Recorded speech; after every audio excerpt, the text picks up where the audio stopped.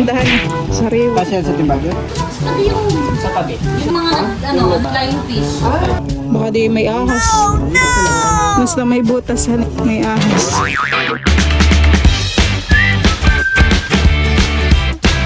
Ayan po at kadadating lang po nila Tito Intoy. Oh, lakihan eh.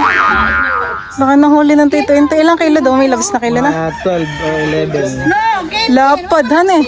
Parang hindi siya gagaya ng Unang huli daw ng Tito sa taong 2026, han eh. Benamano. Benamano. 12. Mga 12 kilos daw po yan. Kaya kung naibi ba? Oh! Oh! Wow! Nakikita sa 12. Laki. Laki ah. Jackpot naman.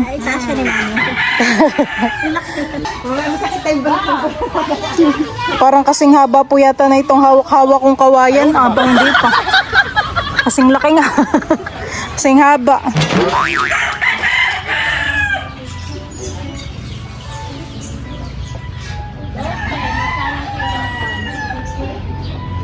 Ang madideliver ko lang ito si Tito Intoy Saan dadalhin ng Tito? sa Lipay. Ay sa... Doon pa nagdi-deliver niya na dyan ng pusit. Ah, doon. Magkano na baga ngayon ang kilo ng ganay ang tanigi? Parang 400 yata. 300 ang kilo. 400. Ang hinuhuli talaga ng Tito Intoy ay ganayin han, tanigi. Kanina po ay maaga pong umalis si Tito Intoy. Alas 4 baga. Madaling araw pala ang po siya po pumupunta na sa laot. Yung panghuhuli baga na yun may labsay naka-andar yung bangka. Maandar lang. Tapos hintayin siyang... May kumagat. May kumagat. Ay ano pa may ng Tito isda. Flying fish. Ito yung isda. Iisa pero sulit. Isa yan pero ano... Sulit. Kami po ngayon ay papunta po sa tabing dagat. Kasama ko po si Bal at saka po si Junjun.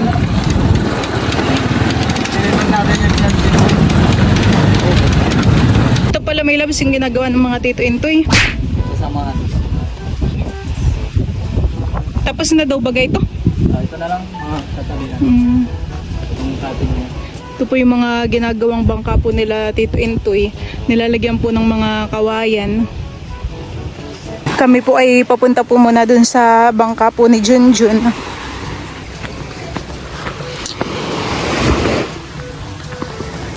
Yung iba pala ditong puno ay natumbahan eh. Gawa po na yung nagbagyo. Mga puno ng niyog.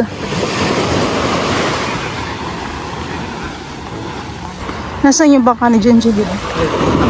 Alin? Ha, Raisa. Ito na po pala yung bangka po nila Junjun. May pangalan na Raisa.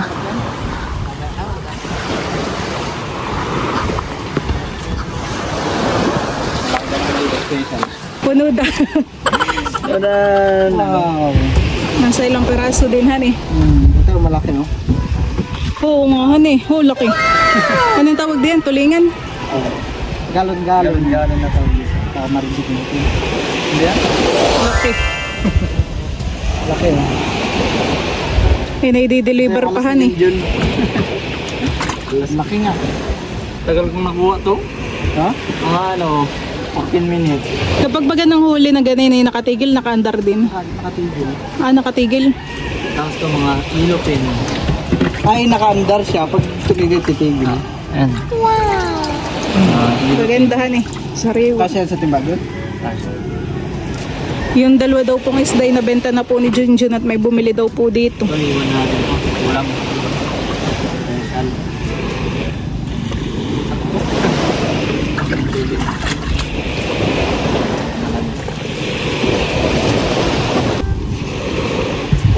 Gusto mo lang ay magbigay sa bayan. Tagal din ako hindi nakalakad dito eh. Ikaw mag-deliver may labs. Sama ka? Oo. Laki nung isahan eh.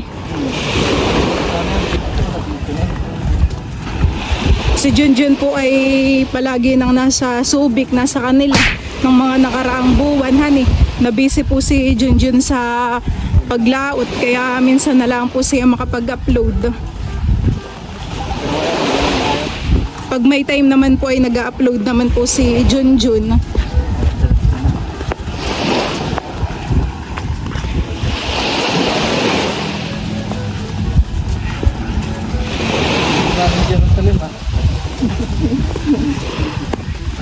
yata ilalao tuli at may may isdang pamain.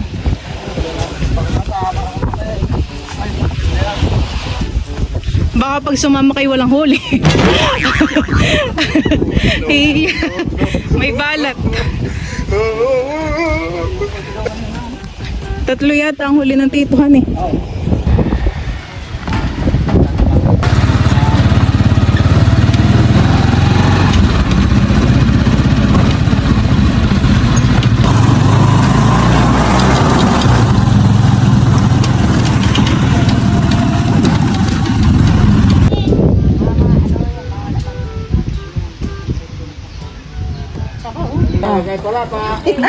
Hawakan niya yan.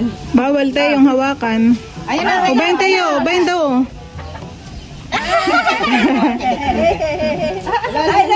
Bigay mo may bossing. Bigay mo mo.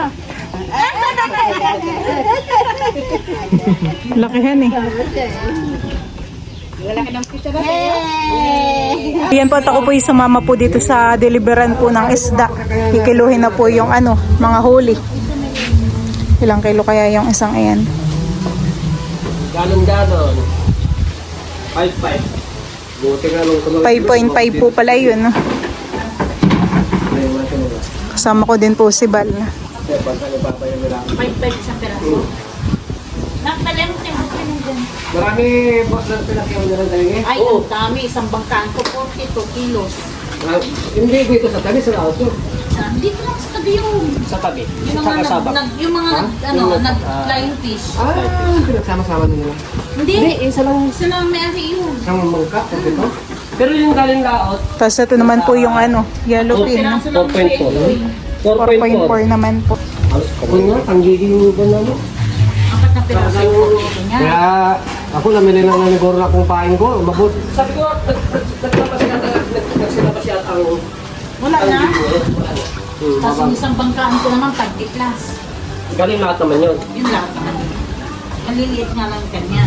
Yung nag-flying fish ang malalaki. Marami daw yatang nahuli kanina na tanigihan eh. 44 kilos. Ilang peraso lang. Saan pala may labis nila dinadala yung isdang mga binibili nila? Dinideliver din han eh. Lini. Lini. Dahil bigit pa kami. Kaya pala mahangin han eh. Dagat na po pala yun nung nasa unahan. Kaya kano ba yun ng sungsong? Kami din po ay pauwi na. Naantok. Nakatulog kanina. Ang taong bayan.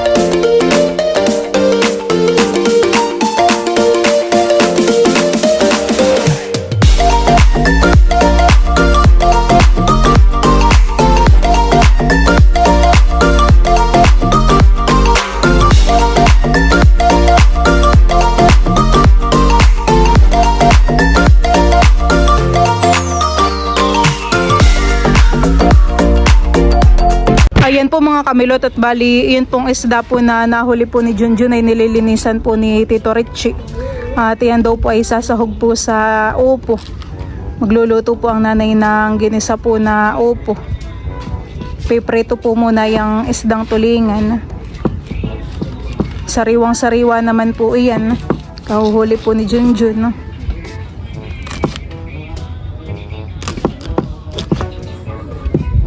Parang hindi po maduguhan eh. Sariwa pa yan.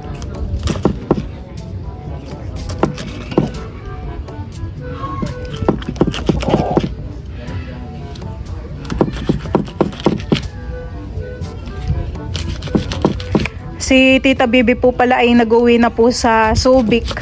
Kasama po niya si Tutoy at si Tutoy daw po ay may immersion pa. Tito Richie po ay naiwan pa po dito sa Santa Cruz. Hanggang piyesta na po kayo dito? Oo. Tapos pistaw naman. Mhm. Ayan po mga kamilot at bali kami po ngayon ay papunta po sa ilog. Kami po ay dito na po dumaan sa manggahan. Maganda po dito ng mga puno ng mangga. Ito pong isa ay napakarami po ng sanga. Kasama rin po namin si Tito Ninyo at saka po si Junjun at Ken Ken. Malayo pa, may labs yung ilog. Malayo pa. Kami po may mga dalang timba. Maglilimas daw po yata ng tubig. Tabi po. Dito kami dati nakakita ng dalawang aso. Ay, Diyan ayan yung butas niya. Yan, sila na magbabalas. natumbanhan yung puno. Ngayon lang ako dito nakapunta. Ganda pala. Ah, ito yung balon dati na pinag-iigiban mo. Yung nagpapainom ka ng baka. Dito pala yun, hanay.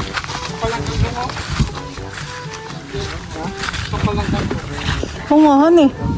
Dami ng kangkong. Sarap sa sinigang ngayon, may labs. Sinigang na bangus. Pwede din yung kumuha. Ah, di nangangako ang mga tito. Nakikita ko sa vlog. Mangangako tayo mamaya. Tayo magsigang ng isda. Ano eh? Bay ng papa ah. Malinis naman dito at walang dito.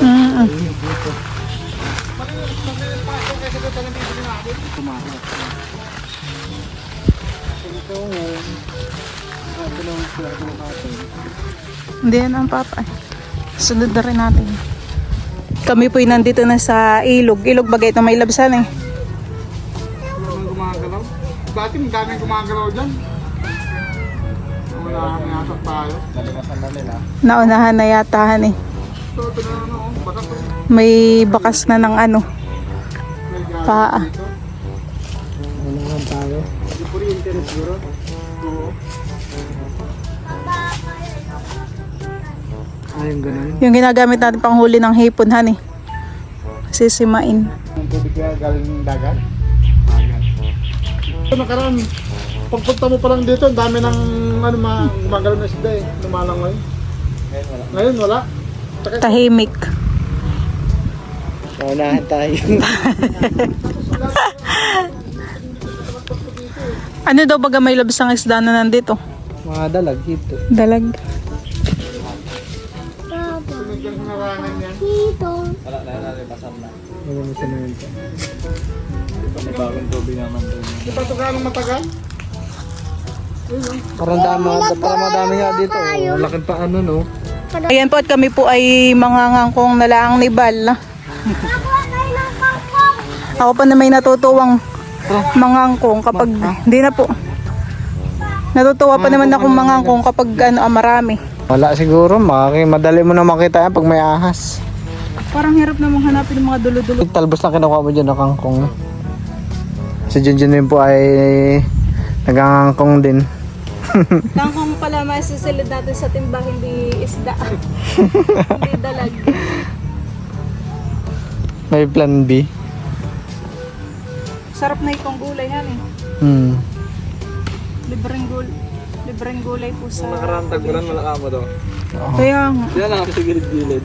Tapos hindi na tagulan, Dumami. dami. Basa yung lupa eh. Oh. Gawa basa ng lupa, gawa dyan sa balon.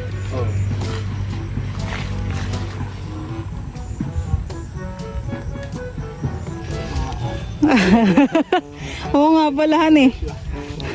Dati gumawa po si Bal ng kangkong chips. Pero baka gusto mo uling gumawa, may labas napakaraming kangkong dito. Malalaki pang dahon. Patikay mo naman sa Team Sambales. Ito po yung masarap isasahog sa isda. O kaya ay adobohan eh.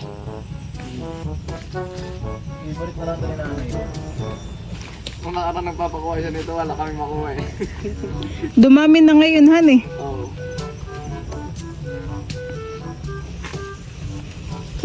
Lagay sa timba to kayong mga nanalbos pa. Nakatikim ka na dyan ng pako nila? Wala, Bilap. Ha? Pako?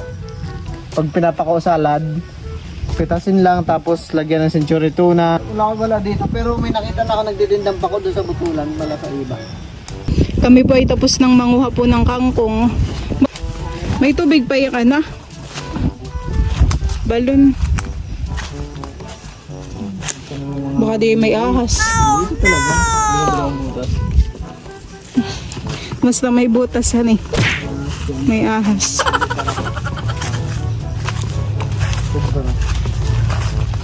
Ano ito, manggang kalabaw?